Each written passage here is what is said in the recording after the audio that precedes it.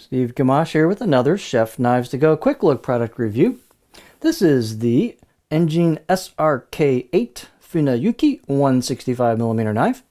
So the core steel on this, you can read a little bit about it on the webpage, but it's known as SRK8 reactive high carbon steel. Heat treat is pretty high on this. It's 63 Rockwell, so this will hold a nice edge.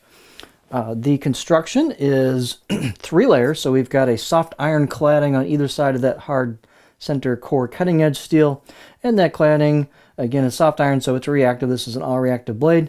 The cladding has a what's known as a kudauchi or blacksmith finish on it, and then you can see kind of a usually what they call a sandblasted blade road here. They've made that gray out of that and kind of sandblasted that, and then this is your core steel right here, and then the shiny part at the very end is your edge bevel.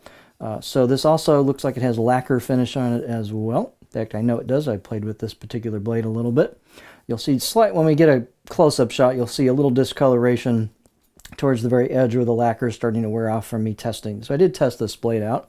So what this blade has going for it is consistent, straight, pretty clean grinds, nicely crafted. I've got 3 of these in different shapes, and they've all been well crafted, very straight blades, nicely made. They're all thin at the tip, thin at the edge, so performance is very good on these. The performance on this one, the tip is really good through stuff like onions, and the edge as well, so it does a very nice job on things. The weight and dimensions can vary on these a little bit from knife to knife. This particular one is 133 grams or 4.7 ounces. The edge length is about 171 millimeters, 6 3/4 inches on this particular one. Overall length's about 311 millimeters or 12 1/4 inches. Thickness, this particular one is thicker than the other ones, but they've got a big kind of bump here with the way they hammered it, where it's really thick right there, even thicker than the handle. So I got a little over 4 millimeters right there, but it goes down really fast right after that, even a couple inches or 1.5 inches. And then halfway down the blade, I got about 1.9. So it's actually fairly thin as you go down, and then fairly decent sized grind down towards the edge and the tip, so the tip gets pretty thin on this, and like I said, it worked really well on product. This is the back shot, the choil, again very thin at the edge, so these are very good performers. The blade height was about 49, so fairly tall on this. The handles are pretty cool. They are octagonal, ambidextrous. They are burnt oak, so they've got a nice kind of look the way they sanded them down. And this one, it's a fairly thick tang that goes into the handle, so you'll see some gaps there. So you want to go ahead, if you've got a knife ever with gaps like that, especially with a reactive blade like this, it's not stainless at all.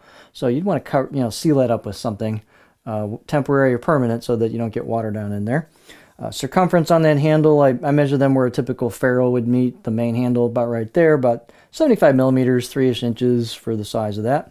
You've got a pretty generous neck on this one, so you've got a pretty good spot for your finger there for a pinch grip. And they've done a nice job on this of relieving the choil neck area. They've filed it down there, nice bevel. They've also done the left side of the blade. A lot of companies, sometimes they don't do both sides, and I'm a lefty, so I very much appreciate that. They've also cut down the edges of the spine, so it's very comfortable out of the box. I'd say it's an okay edge out of the box, 5 out of 10. I put it on a ceramic rod and got pretty sharp pretty darn quick with a few passes on that. I didn't do a full job on it, but you can get this very, very sharp. The steel, if you look on the website, it's similar to Shidogami number 2, which means it's going to be really easy to sharpen. The let's see, the balance point, the handle is oak, which is, is fairly dense, so that is going to bring our balance point back a bit. So there's our balance point, a little bit behind that choil. So in terms of pinching it, you definitely have a bit of a handle heavy feel to it. If you're doing a racket grip, it's going to be more neutral depending on how you like to hold the blade. Let's look at this thing on our cutting board. So again, I tested this one out a little bit, and the other 2 knives in this series that are similar in size, there's a Santoku, and the other one, I gotta look, I think it's a Guto, but these are, the performance on them should be pretty similar. This was a very good performer.